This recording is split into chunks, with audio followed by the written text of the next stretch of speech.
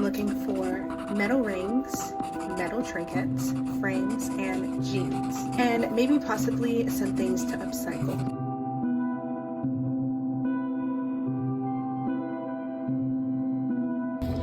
Ooh, it's kind of cute.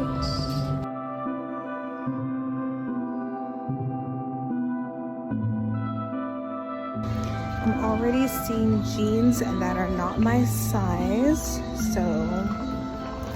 but that's okay. We're gonna keep looking. Hello you guys, welcome back. If you're new here, my name is Jaden. I'm the small business owner of NYX Pro Crochet here on this enchanted corner of the internet. I do crochet, knitting, sewing, pretty much anything related to apparel, fabric, all of that good stuff. Today I'm going to do a thrift flip, and I'm first going to show you guys everything that I managed to find. I went to Park Avenue, which is in Woodstock. I live in Canton, Georgia, so that's not too far from here. I'm going to show you guys everything that I managed to find, and then I'm going to show the process of altering and all the modifications, and then I'll show you guys the final result. So let's get right into it. Now, before we get into sewing, when I went thrifting, I went with the intention of trying to fulfill my aesthetic and make sure that I stay within the bounds of it, because that's just what I like. The top half of the picture represents the left side, the bottom half represents the right side. You guys can see that I've already pretty much perfected it, but when I went thrifting, I wanted to just add to it. Here is the after picture of what it looked like after all my thrifted pieces. So I have found 10 items total, that's clothing pieces. And then one other thing I found was this Lala Loopsy doll. I used to have one when I was a kid, and I found this one for $2. Like, how adorable is she? And she's an alien. I don't know, I just relate to that so much. But besides that, I'm gonna show you guys the tops that I'm not gonna be altering, that I'm gonna leave exactly how it is.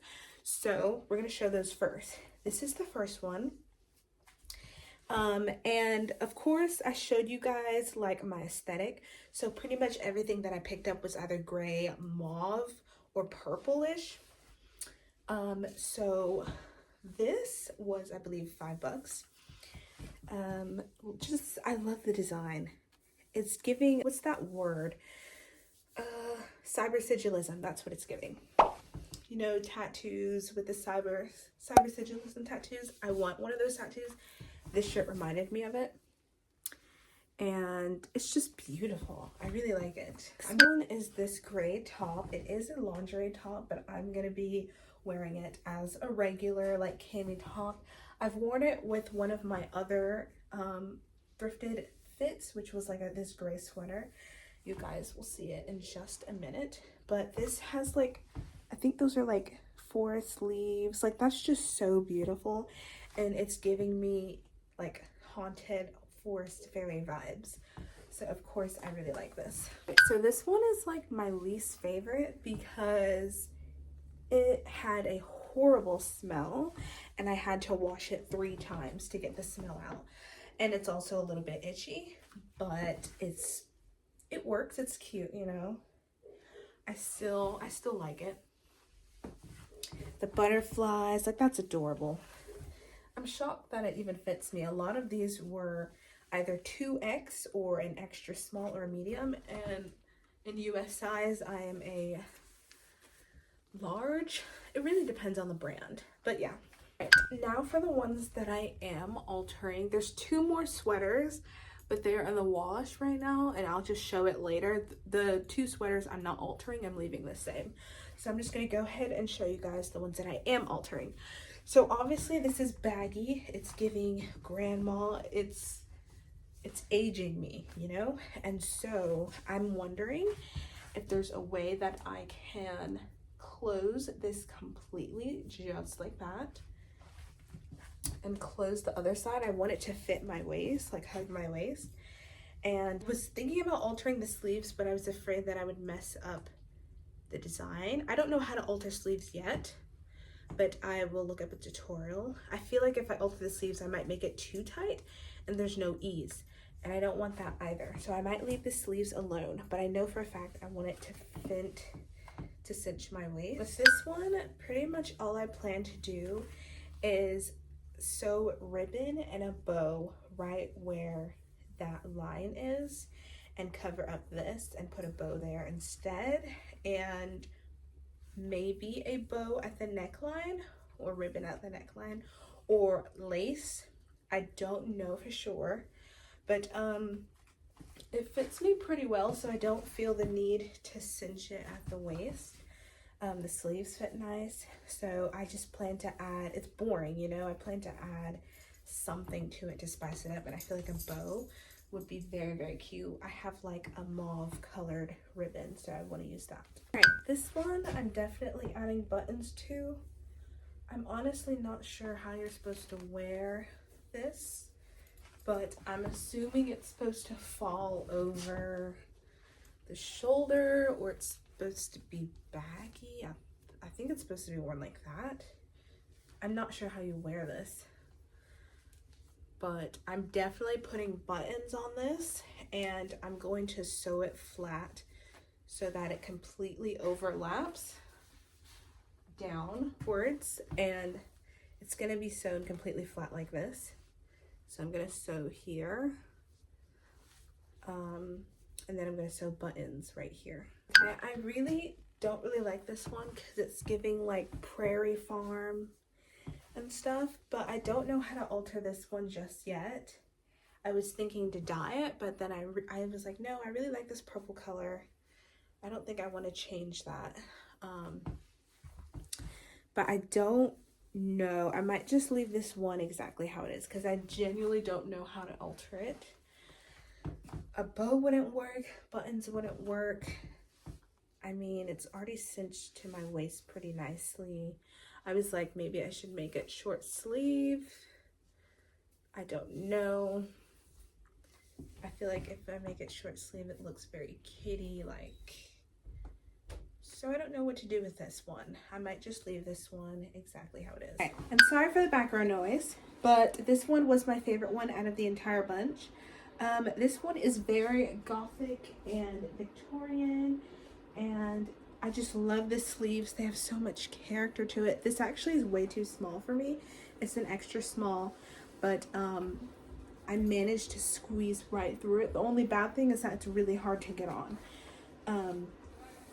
And I have a feeling that one day this is going to tear as I'm putting it on myself.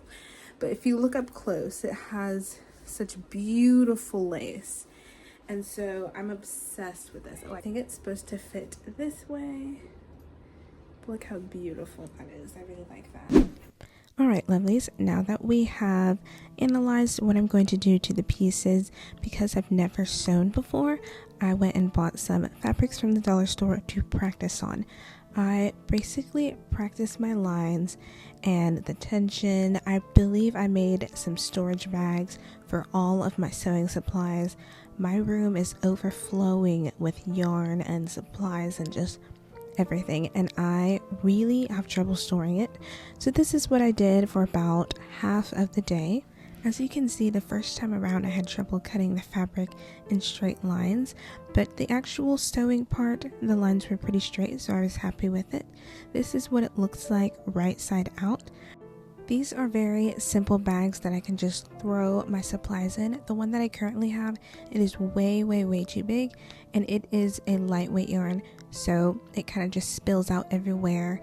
But the second one, I believe, was even wonkier. It seemed like the more I practiced, the less straight my lines were, but I think I had the wrong presser foot. I heard that you are supposed to use a different presser foot for different fabrics along with a different needle.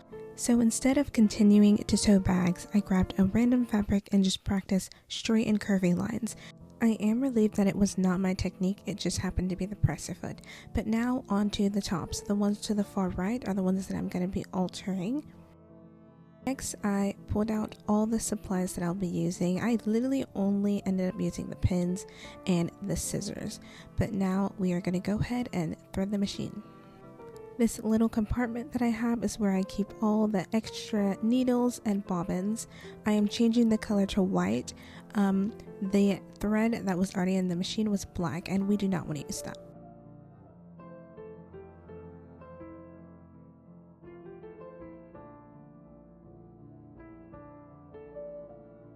When I am changing bobbins, I like to leave a nice blunt edge so that it weaves very easily into the bobbin.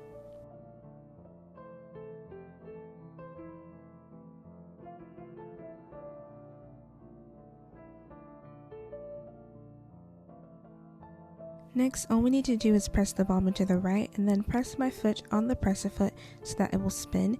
It usually takes a couple of times for the thread to catch on the bobbin. Sometimes it will spin the wrong way, but usually I get it on the second try.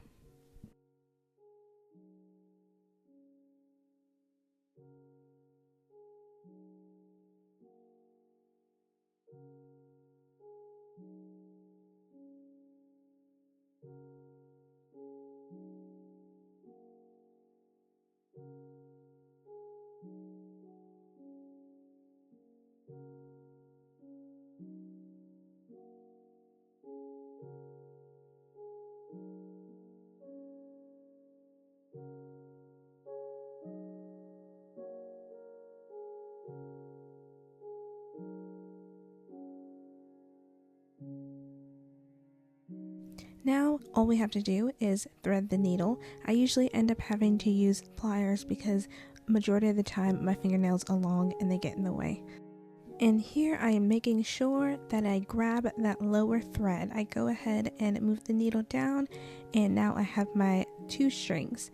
Now for the very first top, as I said before, this one is very baggy, and all I would like to do is cinch the sides so that it hugs my waist and hugs my hips. I am now measuring my shoulder to make sure that my arm's eye and joint, I'm making sure that all of that is in the right place. I'm also making sure to see if I would need to alter the sleeves at all.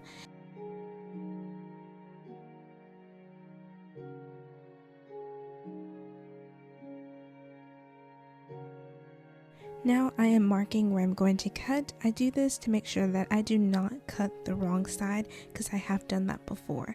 And now I have placed my pins. This actually wasn't necessary, but because it was my first time, I just went ahead and decided to do it. Now all we have to do is cut off half of that sliver.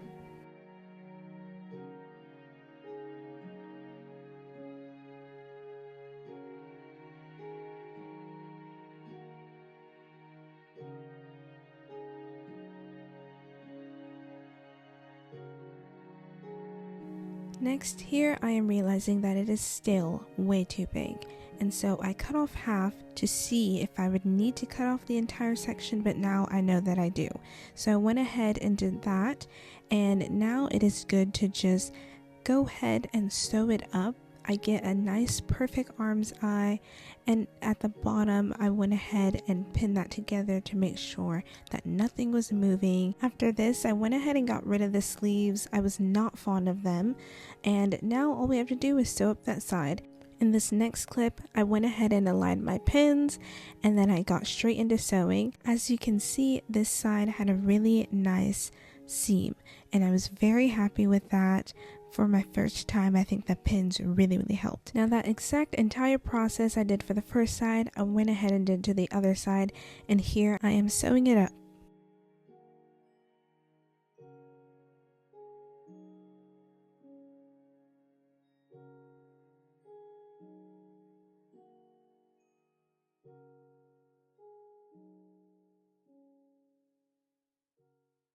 We have both sides complete. Now I did note that on the second side I did have a slight bunch, and luckily it's not that noticeable. It still came out very cute, and I was very satisfied. I was hesitating about the sleeves before I cut them, but I think that I actually made the right choice. I think it pretty much makes the top look a lot younger than it looked before. Next, we are altering the second top. Like I said before, I did not like the bunched look of this top, which is how you were supposed to wear it. I want to wear it completely flat. So like I said, I'm going to sew the very top. I am going ahead and I am adding my pins. So I am marking where I am sewing. I am turning the dial to a much larger stitch because I would like the stitches to show a little bit. I think that is very cute on a sweater. And then I pinned it back to one side so I'm not accidentally sewing both sides together. And now we are going ahead and sewing the first side.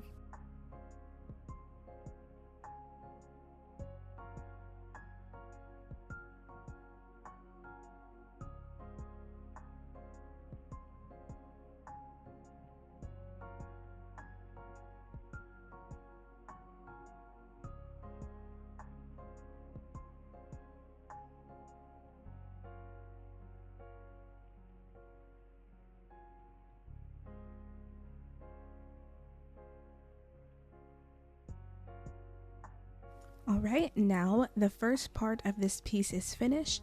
The top sits completely flat and it only scrunches when you move around a lot. So this is exactly what I wanted. Now for part 2 is to sew on those buttons.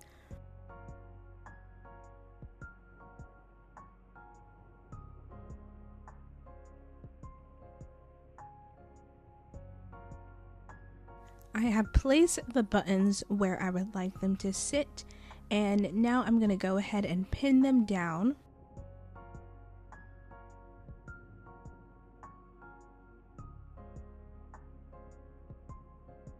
I have never sewn on shank buttons before, so I had to watch a tutorial and I had to practice a couple of times, but eventually it's actually way easier, and I find it way easier than sewing on regular buttons. It's just a back and forth motion up and through the hole. You can see I got it on, I got those nice tight rings, and it sits up perfectly.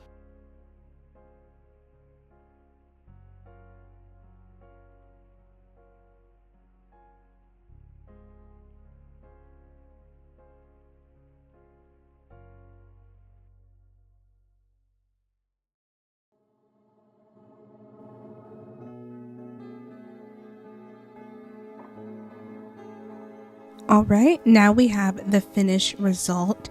This one was the absolute easiest to sew out of all of them, so of course it is my favorite, and I think it contrasts really nicely with this dark forest green hair that I have. I think it is an absolute beautiful combination. Now we're going on to the third top, and I grabbed my ribbon and I went ahead and just pretty much played with how I wanted it to sit. I did not like the waistline look. I felt like it took away from the top and the bow was just kind of in your face. So I ended up putting it around the collar. I also felt like the top was a little boring, so I rummaged through my trinkets trying to see if I could fit any of them in, and I ended up not going with that. So we just did the bow and the collar. It looks really nice on here, but just wait till you guys see how it turned out. I think I might have rushed this a little bit because one, this was the last project of the day. At this point I had been sewing for 7 hours and I didn't realize that, and so this one came out a little wonky, but here I am going ahead and pinning the project pieces together. I feel like the reason was because I'm not used to working with such tight collars, and again, this is my first time trying to sew 2 pieces. The previous project I wasn't sewing 2 pieces together, I was just sewing one. So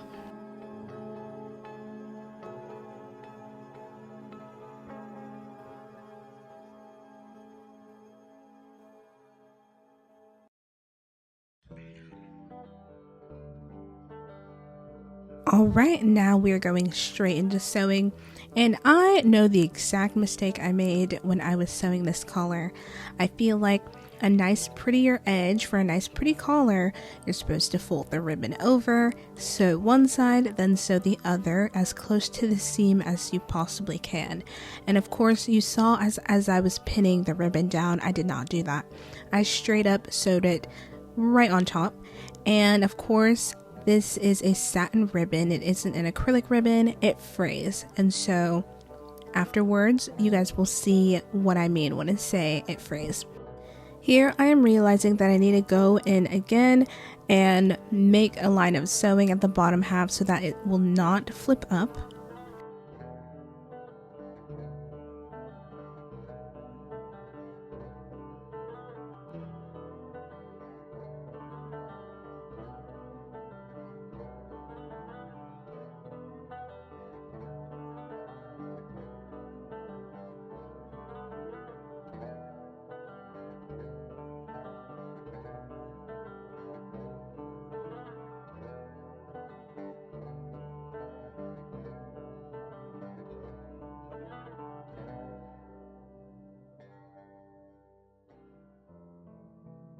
Now here I am realizing the mistake that I made. I'm pointing out the frayed edges and that it does not look good. And I'm realizing that I should have just folded it over. And honestly, my exhaustion is really showing in this top, but it's okay. Though it does poke and stick out and it kind of just like, it does not flow at all. I really do feel like the bow saves it. And here I am putting on the finishing touches of the bow, and then I am only sewing just a slightly so I don't completely sew the bow on, because I've done that before and the bow looks very dead and unalive. I felt like in order to save this top, I need to make sure that the bow looks as lively and flowy as possible, and I feel like I've achieved that. You can still see the messy collar a little bit, but I feel like the bow takes the attention away from that. Luckily, I wear long wigs all the time, so I can cover it up, and there's so many things I can fix later. But now, time for the montage.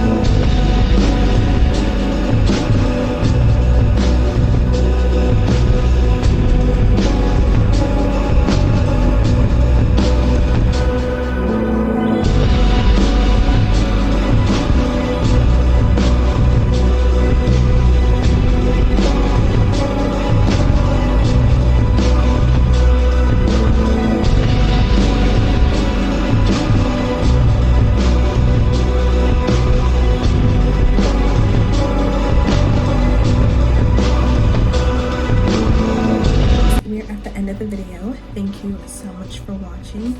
As always, my videos are made with the intention of inspiring you to utilize every creative bone in your body to your heart's desire. To check out my store, you guys, at nixpo.com. At Nixpo, I produce seasonal drops along with some additional, such as Halloween and Valentine's. Sooner or later, there'll be Nixpo collectibles besides all the seasonal drops, and there will also be pattern links embedded into my store website. So don't go away. Make sure to look out for those. Thank you for being here, lovelies. Bye.